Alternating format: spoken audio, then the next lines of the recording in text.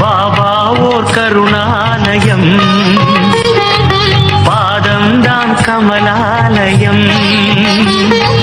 பாபா ஓர் கருணாலயம், பாதம்தான் கமலாலயம்.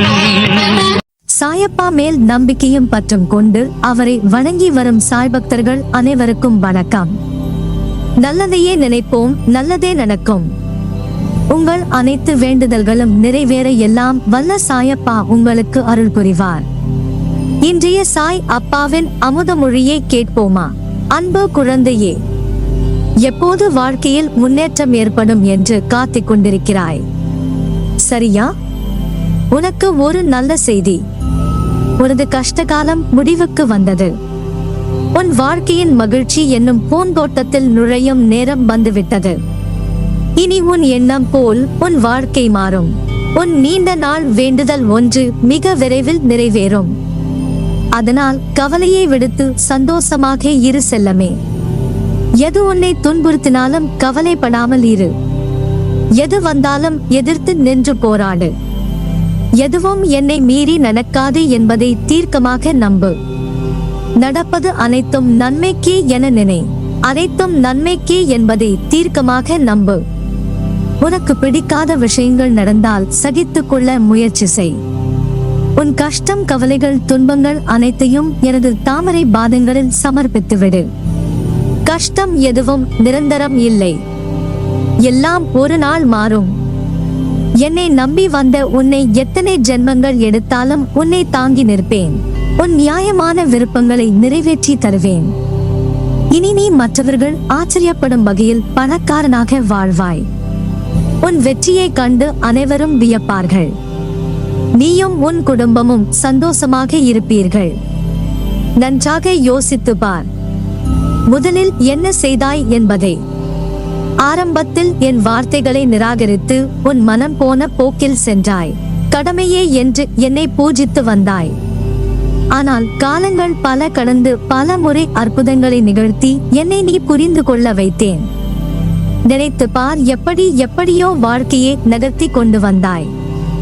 ஓடிக்கொண்டே இருந்தாய். கீழே விழுந்த உன்னை எனது கரம் கொண்டு இழுத்து வந்தேன். மறந்து விட்டாயா? இனியும் கவலை வேண்டாம். உனக்கு உதவி செய்யதான் நான் உன் வீடு தேடி வந்து விட்டேன். எப்போது இதை கேட்கிறாயோ அப்போதே உனக்கு நல்ல நேரம் ஆரம்பித்து விட்டது. இனியும் கண்ணை கசக்கி கொண்டு இருக்காமல் தைரியமாக வருவதை எதிர்கொள். நீ எத்தனை முறை விழுந்தாலும் தோற்றாதாக அர்த்தம் இல்லை. ஜெயித்து கொண்டு வந்திருக்கிறாய். ஒவ்வொரு தோல்வியிலும் ஒரு பாடத்தை கற்றுக்கொண்டு அடுத்த முறை அந்த தவறை செய்யாமல் இருந்திருக்கிறாய். உனக்கே தெரியாமல் ஒவ்வொரு அடியாக முன்னேறி வந்து கொண்டு இருக்கிறாய். 5 வருடங்களுக்கு முன்பு இருந்ததை போலவா இப்போதும் இருக்கிறாய்? இல்லையே. அதனால் வாழ்க்கையை நினைத்து கவலை கொள்ளும் போது இதை நினைவில் நிறுத்திக்கொள். பல பேர் வாழ்க்கையை வாழ்வதற்கு தைரியம் இல்லாமல் இன்றும் பல துயரங்களை அனுபவித்து வருகின்றனர். ஆனால் நீயோ அனைத்தையும் கடந்து நானே கதி என்று என்னை நம்பி என்னிடத்தில் பொறுப்புகளை ஒப்படைத்து சதா சர்வகாலம் என்னை விடாமல் பூஜித்து கொண்டு இருக்கிறாய். உன்னை வழிநடத்தும் ஆசான் நான். உன்னை வாழ்க்கையில் வியக்கும் வண்ணம் உயர்த்துவதே எனது கடமை. நான் இருக்கிறேன், நம்பிக்கை இழந்து விடாதே. உன்னை எப்படி நான் தோற்க வைப்பேன்? கண்டிப்பாக நீ ஜெயிப்பாய். அது என் பொறுப்பு. மற்றவர்கள் அண்ணாந்து பார்க்கும் வண்ணம் உன்னை ஜெயிக்க வைப்பேன். அனைத்தும் என்னையே சேரும். எதுவாக இருந்தாலும் என்னிடத்தில் சொல்லிவிட்டு செயல்படு. எனது பரிபூரண ஆசிர்வாதம் உனக்கு எப்போதும் உண்டு. உனது கர்ம பலன்களை விலக்கி உன்னை வாழ வைப்பது என் பொறுப்பு. பொறுமையாக இரு. வாழ்க்கையில் ஜெயித்திட முயற்சிகளும் உழைப்புகளும் மிக அவசியம். நானும் உழைக்கின்றேன், முயற்சிக்கிறேன் அப்பா. பிறகு ஏன் எனக்கு வெற்றி என்னும் கிரீடத்தை ஏன் சூட முடியவில்லை என்று கேட்கிறாய். உன் உழைப்பும் முயற்சியும் உண்மைதான். ஒரு முறை மட்டும் முயற்சித்து தோல்வி கிடைத்தால் அந்த முயற்சியையே விட்டுவிடலாமா செல்லமே? மீண்டும் மீண்டும் முயற்சி செய். ஒவ்வொரு முறையும் ஏன் ஜெயிக்க முடியவில்லை என்பதை கவனி. அந்த தவறை திருத்திக் கொள். வெற்றி உன் காலடியில் இருக்கும். உன் வெற்றிக்கு நடுவில் உனக்கு ஏன் இந்த சறுக்கல் தோன்றுகிறது என்று யோசி. மனவலிமையை சோதிப்பதற்கே அது நடத்தப்படுகிறது. மனவலிமையுடன் நீ போராடி அதற்கான துணிச்சலை கொண்டு அவற்றுக்கு வரும் தடையை நீ எதிர்த்து பொறுமையும் நிதானத்துடன் நம்பிக்கையுடன் செயல்பட்டால் அகிலமே உனக்கு கிடைத்த வெற்றி என்ற உணர்வை நீ அடைவாய்.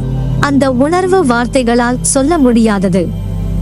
உன்னை பார்த்து சிரித்தவர்கள் முன் ஒரு வெற்றியாளனாக மாறும்போது அவர்கள் முகம் எப்படி மாறும் என்று யோசித்து பார்.